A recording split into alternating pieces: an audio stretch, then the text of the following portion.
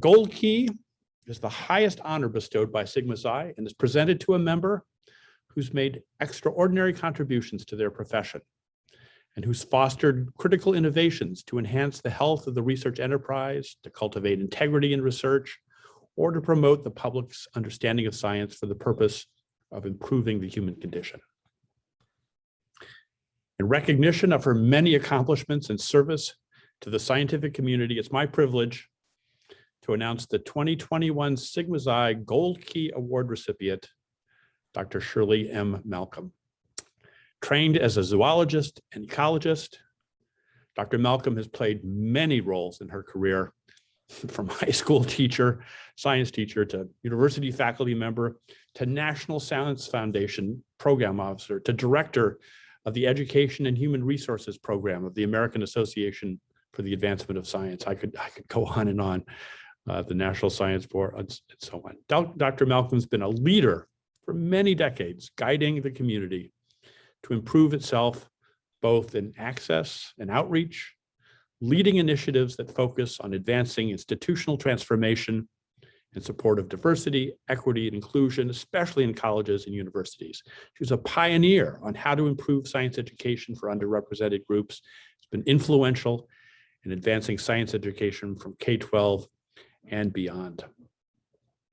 Dr. Malcom will now present a gift from your friends and colleagues, some of whom you've mentored and played a vital role in the upward trajectory of their lives and career. We have a little video we'd like to play to hear from them.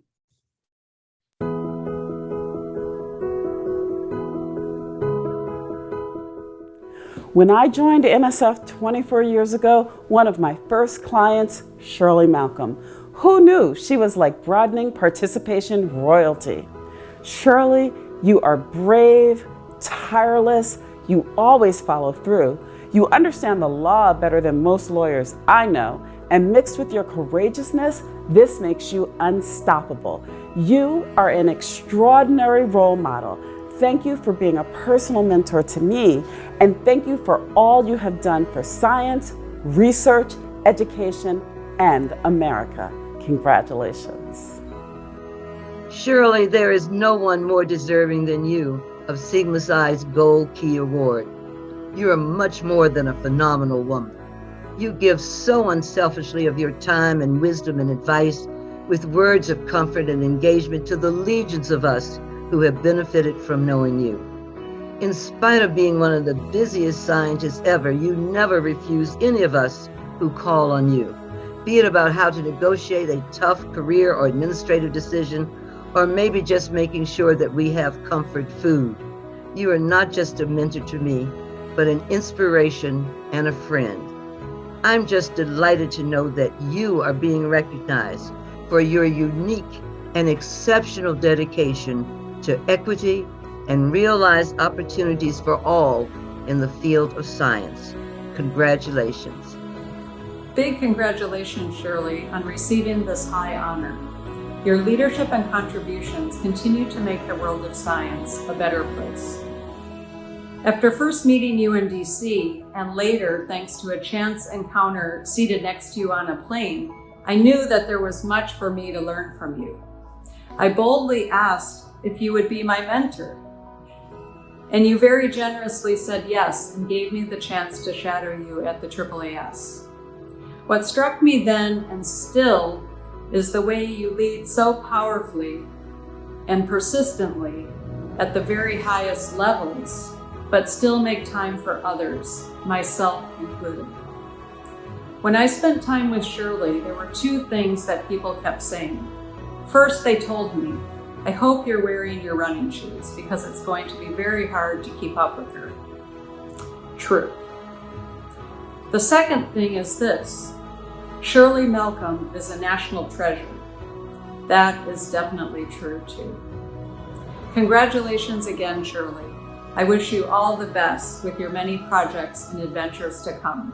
We are so inspired by your example and so grateful for your support. Hello, I'm Jim Bradford, and I'm thrilled to congratulate Dr. Shirley Malcom on this award.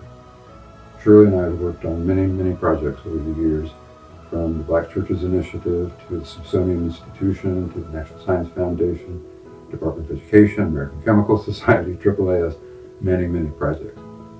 Always, always, I have found Shirley Malcom to have the capacity to care very deeply about these issues and to have the skills and the will to bring about good change. Shirley Malcom has helped me and many, many others achieve far more than we could have had we not known her. I am very fortunate indeed to have had Shirley Malcom as a mentor, a role model, and a friend. Hi Shirley, this is Christine Grant from North Carolina State University, and I just wanted to say congratulations to you on this great award. This award is such a fitting tribute to you. You have been a mentor, coach, and later a friend to me in my career. When I was a faculty member at North Carolina State University, which I still am, and serving as Associate Dean of Faculty Advancement, you took me under your wing, had me come to AAAS, and follow you around and just learn from the master. And I really thank you for all that you've done to sow into my life, including the phone calls to help me with career guidance and just bringing me so many different places to learn and meet so many different people. Your wisdom is just amazing. And this is such a fitting tribute to you and all that you've done for the STEM community and STEM policy. Congratulations, Shirley. And I can't wait till we can see each other in person so I can give you a hug and tell you how much you mean. And thank you again. Congrats.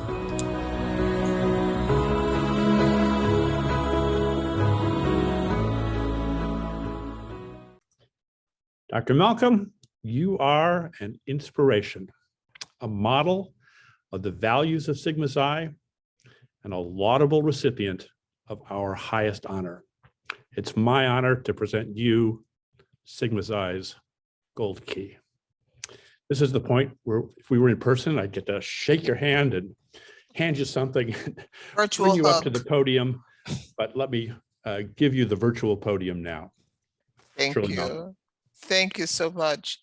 I am really surprised that all of my friends who basically that you managed to round up, and I really appreciate this recognition.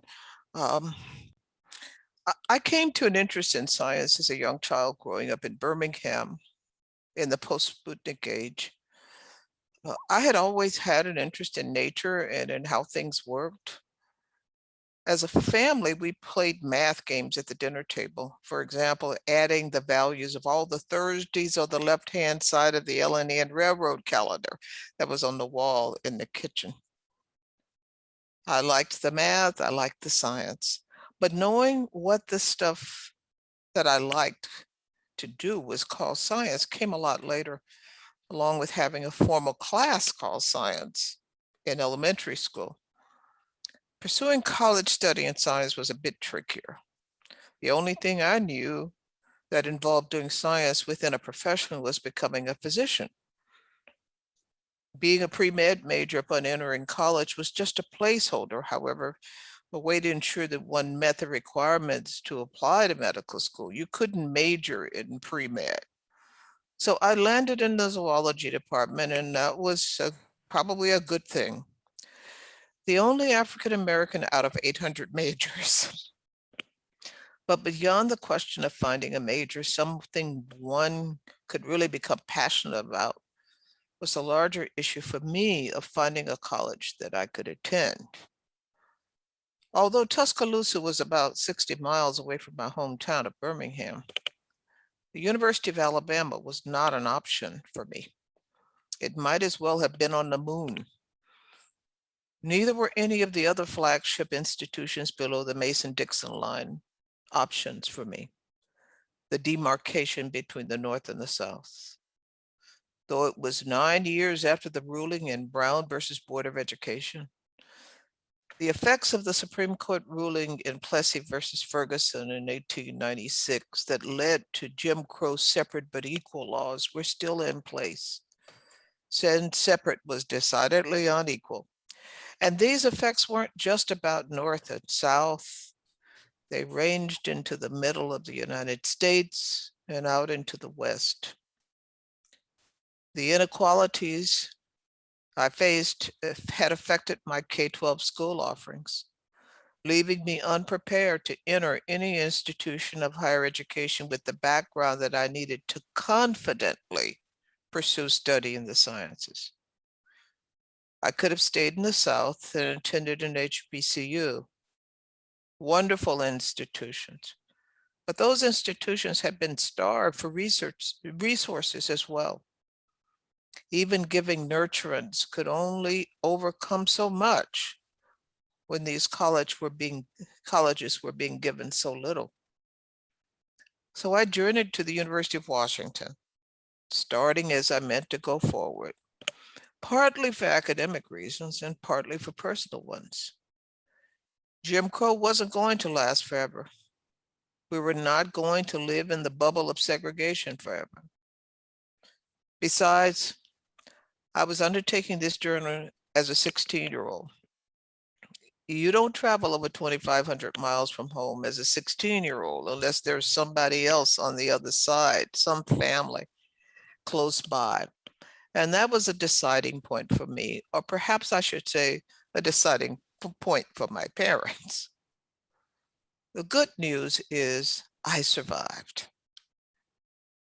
Undergraduate school, changes in direction, graduate school, my presence here in this amazing space as recipient of the Gold Key Award from Sigma Xi is testament to that survival.